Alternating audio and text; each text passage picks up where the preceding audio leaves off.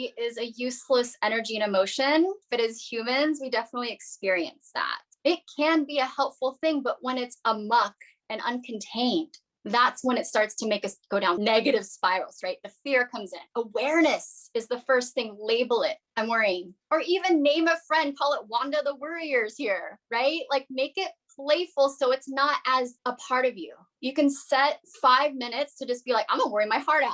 I'm gonna either write it out, I'm gonna scream it out, I'm gonna get it out instead of letting it fester. And then there's other things you can do.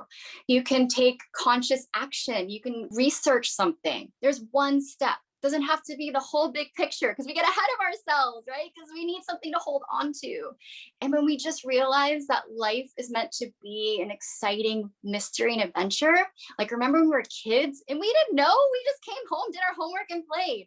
What if you brought that attitude to be like, whatever you believe in is taking care of me? Think about that and something bigger than you. Like if you go onto a horizon and you look out and you're just like, I see perspective, I'm not in it.